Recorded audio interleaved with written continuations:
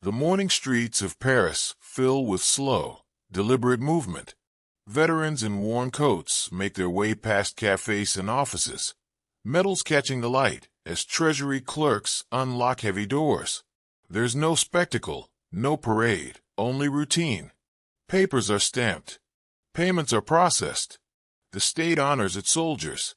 That is the story everyone knows, repeated with pride and certainty. France remembers its war. France keeps its word. Yet beneath this quiet ceremony lies a deeper truth, colder and harder to confront. France did not bend under generosity alone. It became bound by promises that outlived its capacity to pay. Think about that.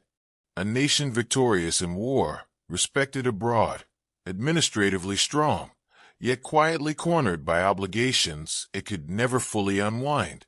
The danger was not visible in the streets. It lived in the ledgers. Pensions were not treated as policy.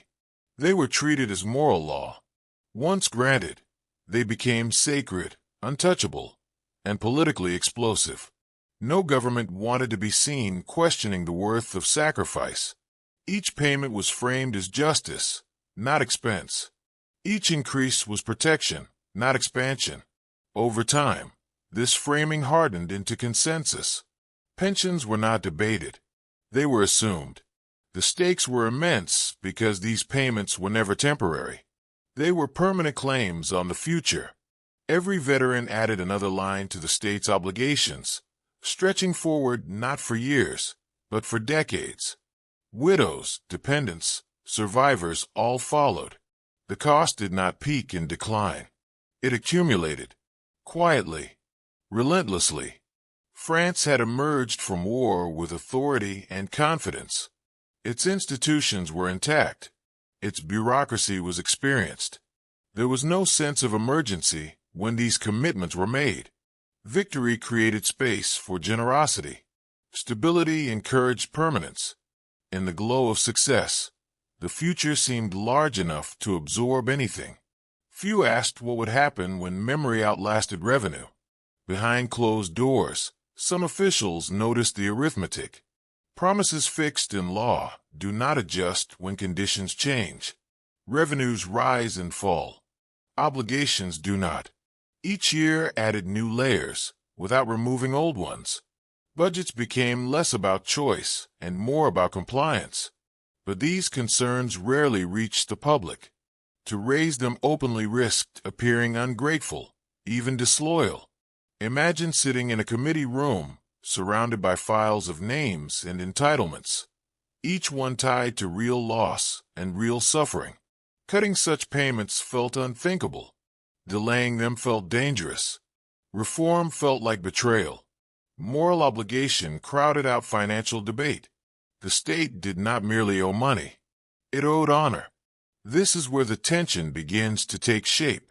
A government can honor the past, but only with resources drawn from the present and future. Each promise narrows the freedom to invest, reform, or retreat. Infrastructure must compete with pensions. Education waits behind obligations. Flexibility disappears one commitment at a time. None of this feels dramatic in the moment. It feels responsible. No enemy marched on Paris to create this pressure. No markets collapsed overnight. There was no single crisis to point to. Instead, strain accumulated slowly inside budgets, committees, and ledgers. The system did not fail loudly. It tightened. Every year, more of the budget became immovable. Every year, fewer options remained. The contrarian truth cuts against instinct. France was not weakened by neglecting its veterans. It was constrained by honoring them too completely, without limits or adjustment. Success made the system rigid. Respect made it permanent. The very legitimacy of the state made reversal impossible. What began as gratitude evolved into structure. Behind the ceremonial respect for veterans sat a question no one wanted to face. How long can a nation finance honor when revenue cannot keep pace with memory? That question lingered unspoken because answering it required choosing between values that could not easily be ranked. justice versus sustainability, past sacrifice versus future capacity. This story matters because it exposes a hidden danger inside well-intended policy. Not all threats arrive through mismanagement or corruption. Some grow from decisions that are popular, moral, and legally sound. When obligations are protected from debate, they gain power of their own. They shape politics from the inside. The central question drives everything that follows. When moral obligation collides with fiscal reality, which one breaks first? History rarely allows both to survive unchanged. France's experience shows how pressure can build without panic, how a strong state can limit itself through its own commitments. On these Paris streets, the system still works. Veterans are paid. Clerks do their jobs. Order holds. Nothing looks broken. That is what makes the danger so difficult to see. Collapse does not always begin with chaos. Sometimes it begins with promises kept, year after year, until the future runs out of room to breathe.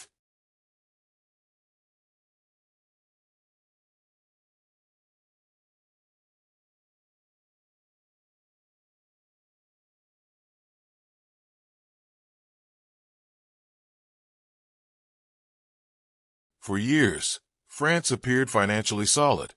The scars of war faded into routine as the economy regained its rhythm. Factories expanded output. Railways carried goods with renewed efficiency. Colonial trade fed customs houses and ports, delivering steady revenue to the state. Tax systems were modernized, broadened, and enforced by a bureaucracy that had grown confident through experience. Order was not improvised. It was administered. Victory had strengthened the state's authority and legitimacy. The government spoke from a position of respect, not desperation. Institutions functioned with continuity, insulated from the kind of volatility that haunted defeated powers. This stability mattered. It allowed long-term commitments to feel safe. It reassured citizens that the system could be trusted to endure. In that environment, pensions were not seen as risk. They were seen as proof. Pensions became a symbol of national strength. Only a confident state, it was said, could afford lifelong care for millions who had served. Payments were framed as evidence that France had not only survived war, but emerged capable of honoring it properly.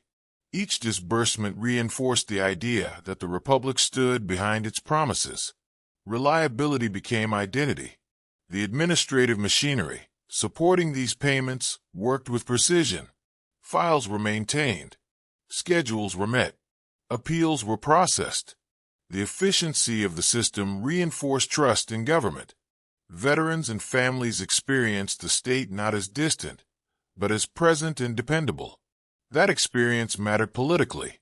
It transformed pensions into a relationship, not a line item. Imagine the confidence inside ministries as revenues flowed and obligations were met on schedule. Budgets closed without drama. Forecasts aligned with outcomes. The system did not feel strained. It felt disciplined. Officials saw no immediate reason to question a structure that delivered stability year after year. When systems function smoothly, questioning them feels unnecessary, even disruptive. Internationally, France still mattered. Its currency circulated with credibility. Its bonds sold without difficulty.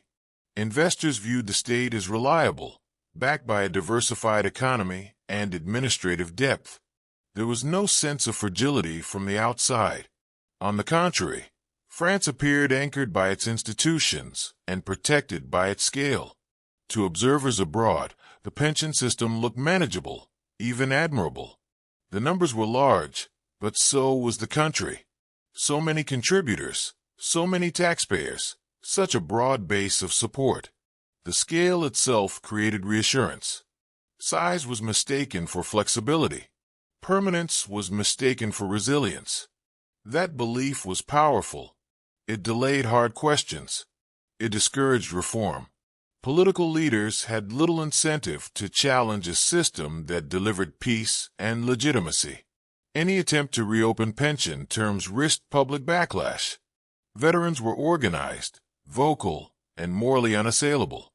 Parties competed over who could protect benefits more convincingly. Continuity became the safest path. On the surface, nothing was wrong. Payments were made.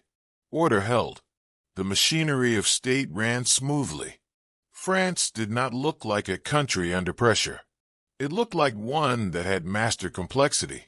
The very absence of crisis reinforced complacency. Yet beneath the surface strength, an imbalance was forming. Pension obligations were fixed by law and protected by sentiment. Revenues were not. Economic cycles shifted. Trade volumes fluctuated. Tax intake moved with conditions beyond the state's control. Flexibility existed on one side of the ledger, rigidity on the other. This asymmetry remained mostly invisible because stability absorbs strain silently. When revenues dipped, adjustments were made elsewhere. Investments were postponed. Maintenance was deferred. Borrowing filled gaps. None of this touched pensions, which remained insulated. The system absorbed shocks by narrowing future options rather than confronting present commitments. Over time, this pattern hardened. Fixed obligations grew as new beneficiaries were added, while income remained exposed to uncertainty. The budget became less a tool of policy and more a mechanism of allocation, with priorities already decided. Choice receded behind obligation. What made this constraint difficult to recognize was its legality and popularity. Everything operated within the law. Every payment was justified. Every increase was defended. There was no villain to point to, no mismanagement to condemn. The system did exactly what it was designed to do. That was the problem. France's financial strength, real as it was, masked the cost of permanence. Stability created inertia. Respect created silence. The state's capacity to pay in the present obscured its shrinking capacity to adapt in the future. By the time this became clear internally, the political cost of adjustment had grown prohibitive. The illusion of strength was not false. It was incomplete. France was strong enough to sustain its obligations for a long time. It was not flexible enough to escape them easily. That distinction would matter more with each passing year, as commitments solidified and the braking mechanism emerged quietly, without a headline or decree. It appeared when demographics and finance collided in ways that policy could no longer smooth over. Pension payments were fixed by law, indexed, and politically protected. They did not respond to circumstance. Revenues did. Economic slowdowns reduced tax intake, while obligations remained unchanged. The state's margin for adjustment narrowed, not because of miscalculation, but because the rules allowed only one side to move. Veterans aged. Medical needs expanded. Survivors' claims accumulated. What had once been a manageable stream of payments thickened into a permanent flow. New claims layered onto old ones, year after year, without removing any from the ledger. The past did not fade from the budget. It settled into it. Memory became a recurring expense. The state responded first with familiar tools. Funds were shifted. Reserves were tapped. Borrowing bridged gaps that were assumed to be temporary. Each adjustment preserved appearances. Each avoided confrontation. The goal was continuity, not correction. As long as payments continued on schedule, the system was considered intact. Behind closed doors, pressure mounted. Budget discussions grew narrower. Flexibility disappeared line by line. Officials found that fewer categories of spending could be altered without provoking backlash. Pensions stood apart, shielded by law and sentiment. Everything else became negotiable. Infrastructure projects slowed. Maintenance was postponed. Long-term investment lost priority to immediate obligation. This was the moment when compression began. The state was not collapsing. It was being squeezed. Past promises expanded while future capacity contracted. Every fiscal decision became harder because the share of the budget open to debate kept shrinking. Choice turned into arithmetic. Policy became scheduling. The turning point came when pensions began to crowd out everything else. Defense planning was constrained. Economic reform stalled. Public investment thinned. Not because these areas lacked importance, but because they lacked protection. The budget no longer reflected strategy. It reflected inheritance. To pay yesterday's promises, tomorrow's growth was sacrificed. Ask what happens when a government's past consumes its future. The answer arrives slowly. Innovation gives way to caution. Reform becomes dangerous. Risk is avoided because failure cannot be absorbed. The state grows heavier, not larger, weighed down by commitments it cannot adjust. Stability turns into rigidity. Debt expanded, but not for development. Borrowing did not build capacity. It maintained obligation. This distinction mattered. Debt tied to growth can justify itself. Debt tied to preservation only postpones reckoning. Public confidence remained outwardly intact because nothing visibly broke. Internally, options narrowed at a pace that worried planners and frustrated reformers. Any attempt to adjust benefits triggered immediate resistance. Veterans organizations mobilized quickly and effectively. The moral argument overwhelmed technical discussion. Cutting pensions was framed as dishonor. Delaying payments was framed as betrayal. Political leaders understood the risk clearly. Touching pensions could end careers. Avoiding them felt safer, even as costs mounted. At the same time, delaying reform carried its own consequences. Each year of inaction locked the system more firmly in place. New beneficiaries entered under existing terms. Expectations hardened. What might once have been adjusted at the margins now required structural change. Structural change required political courage that few were willing to risk. The system locked itself in through feedback. Protection encouraged permanence. Permanence increased cost. Increased cost heightened sensitivity. Sensitivity discouraged reform. This loop did not need conspiracy or incompetence to function. It operated automatically, driven by incentives and fear. Pensions ceased to be social policy in any meaningful sense. They became a financial anchor. The state was no longer choosing priorities. It was servicing them. Budget debates focused on how to fit remaining needs around fixed commitments. Strategy yielded to survival. Long-term planning shrank to the edges of the ledger. This was not collapse yet. There was no crisis moment, no default, no sudden shock. It was compression, a slow tightening in which every decision carried greater consequence and less room for error. The state remained powerful, but its power was constrained inwardly.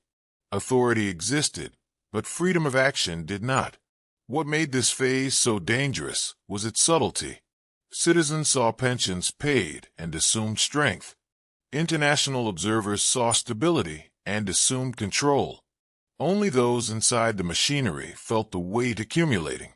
Only they saw how little discretion remained once obligations were met. The moral dimension complicated everything. These were not abstract beneficiaries. They were living symbols of sacrifice. Questioning the system felt like questioning the nation's memory of war itself. Fiscal reality collided with collective identity. In that collision, numbers rarely win. By the time the full implications were understood, adjustment was no longer incremental. It was political. Any meaningful change threatened legitimacy. Any delay deepened constraint. The state was trapped between respect and solvency, between honor and adaptability. This was the moment when pensions transformed from a sign of strength into a source of fragility. Not because they were unjust, but because they were immovable. They consumed fiscal space without offering flexibility in return. The government could still govern, but only within narrowing corridors. Compression does not feel like decline at first. It feels like caution. It feels like responsibility. But over time, it reshapes everything. Growth slows. Innovation hesitated. The consequences unfolded over years, not days, and that slow pace disguised their depth. There was no single budget that broke the system, no dramatic announcement that marked a turning point. Instead, the effects accumulated quietly. Public services thinned at the margins. Projects were scaled back or delayed. Maintenance replaced ambition. The state continued to function, but with less energy and fewer options. Taxes rose, not in sweeping reforms, but through incremental adjustments that spread the burden without resolving the cause. Younger workers felt the pressure first. Their contributions increased while their prospects narrowed. They were asked to finance commitments made long before they had a voice in the system. The transfer was legal, orderly, and largely unquestioned, but its weight was real. Borrowing became routine. Debt expanded to smooth tensions between fixed obligations and uncertain income. This borrowing did not fund transformation or growth.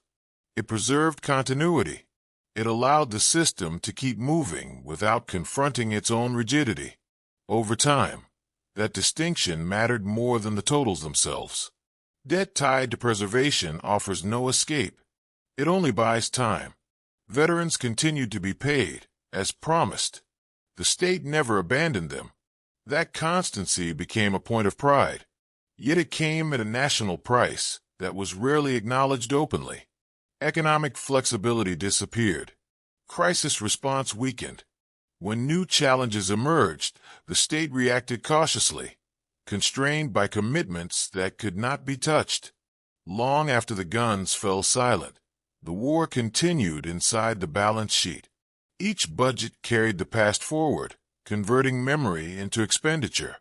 What had once been a moral triumph became a structural reality. The state did not choose to prioritize pensions each year. It had already chosen long ago, and the consequences followed automatically. In the aftermath, France faced repeated fiscal stress without a single defining collapse. Reform paralysis set in. Any attempt to adjust benefits ignited resistance. Any effort to redirect spending met limits that were legal, moral, and political. Social tension grew not from neglect, but from accumulation. The system protected those it was designed to protect, while shifting costs outward and forward. Younger generations absorbed the strain through higher taxes and reduced opportunity. Future budgets inherited obligations without the context that created them. The link between sacrifice and reward weakened over time. Veterans were honored. Their descendants paid. This transfer was gradual enough to avoid revolt, yet persistent enough to shape the economy's trajectory. The state itself grew cautious and heavy. Decision-making slowed. Risk became something to avoid rather than manage. Innovation struggled to compete with obligation. The room to maneuver shrank, not because of incompetence, but because so much of the budget was already spoken for. Governance became an exercise in balance rather than vision. France's experience carried lessons far beyond its borders. Pensions, once granted, become permanent power structures. They shape politics by defining what cannot be touched. They shape budgets by fixing priorities in advance. They shape growth by narrowing future choice.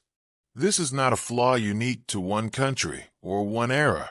It is a structural reality of modern states. The dilemma is enduring and unresolved. How does a society honor the past without bankrupting the future? How does it preserve dignity without freezing adaptability? France's story shows that collapse does not always come from mismanagement or defeat. Sometimes it comes from success, memory, and promises kept too well for too long. When obligations grow faster than the economy, even the strongest state can find itself slowly running out of room to move. There may be no crisis, only constraint. No enemy, only arithmetic.